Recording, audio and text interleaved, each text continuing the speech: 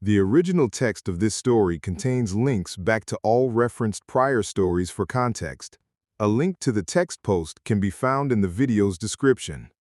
I live in this weird little world where innocuous deeds of my past often spend years, decades, compounding and coming back here in my 40s for a visit.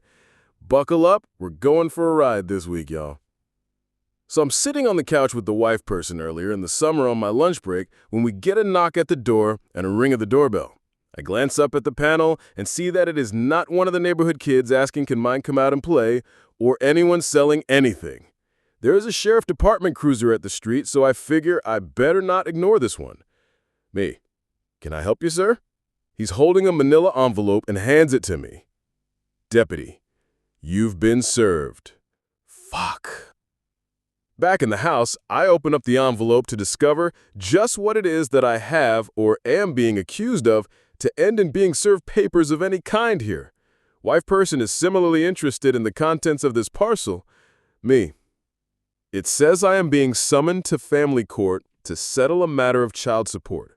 Wife person. Child support? But you don't have any unknown kids out here. Truth? Let me go request this time off and clear this shit up. Less than 10 minutes later, a white man is in my driveway looking quite angry. Where the fuck are these people even coming from? I have a few minutes left on lunch. I will address him. Me. Can I help you? Him. You can pay for your fucking kid, asshole. Excuse me? You just paid 18 years for a kid I knew wasn't mine. Ancestry says she's yours and I intend to get my money back. Sir, I don't know you or your, I would assume, ex-wife or kid, but I don't have a clue what you're on about right now. Please get off of my property. Oh, we'll see you in court. Uh-huh. Rather than continue this exchange, I just went back into my house and took the necessary time off of work to handle whatever the fuck ever is going on here. The court date was set for about 3 weeks ago yesterday at 8:30 a.m. Cool. I don't even have to take a whole day off of work for this.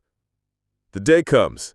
I get up and shower and actually bother to put on long pants and go downtown to the courthouse. After leaving my phone and everything but my ID and car key behind in the car, I was seated in the front row of family court, waiting on my name to be called so I could get to the bottom of this. White person elected not to come along for this ride so as not to murder me if I had been going about my life with unknown babies all over the place. Anyway, my and the man who presented the suit, along with the child's mother, name was called, and we were before the judge. Judge, Mr. Redacted, you're here today because this man has presented with proof that you are the rightful father of a child he was fraudulently left to raise and thereafter learned of your paternity following a retail DNA testing. I was floored. Me.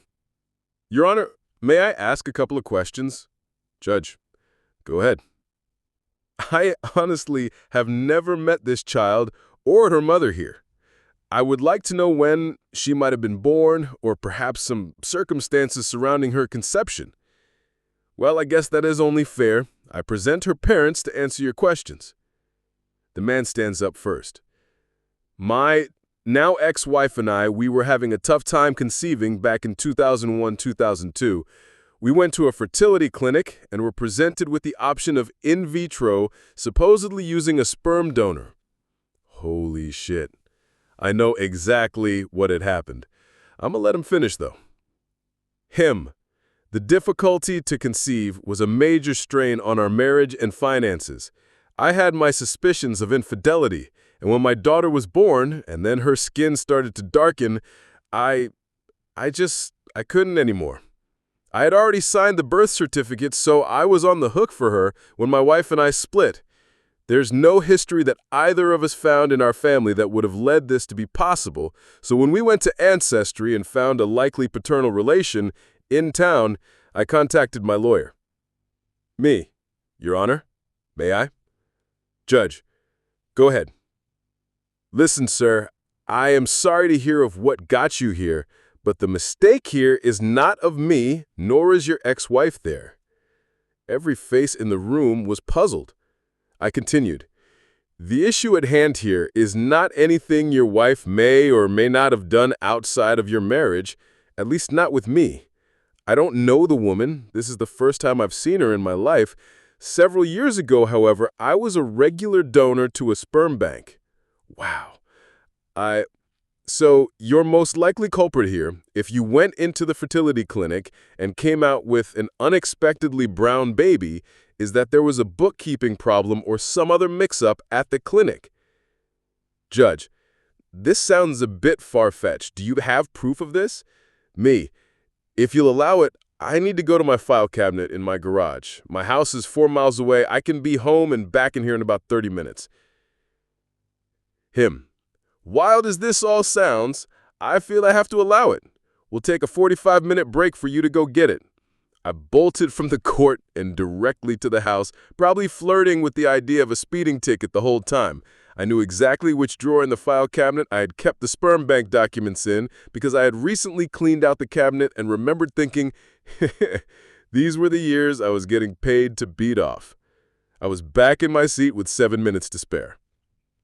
Judge, do you have what you went for? Me, yes, sir, I do.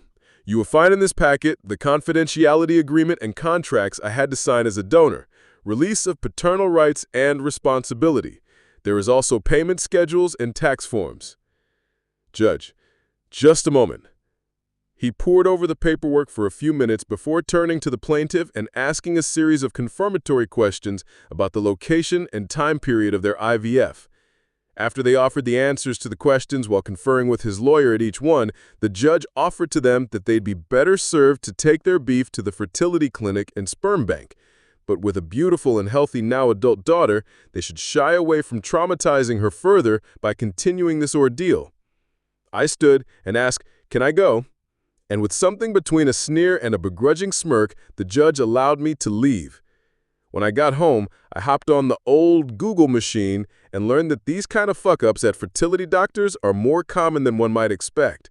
Apparently, they're usually a result of the doctor's own miscreants and perverse desire to have a ton of children out in the world. The downside, of course, is the unknowing diluting of the gene pool in the areas that their clinic serviced. How many people are out here having 3-headed babies with someone they didn't know was their cousin? Never mind. That is another question for another time. I need to get to my living room to do the not technically the father dance for the wife person.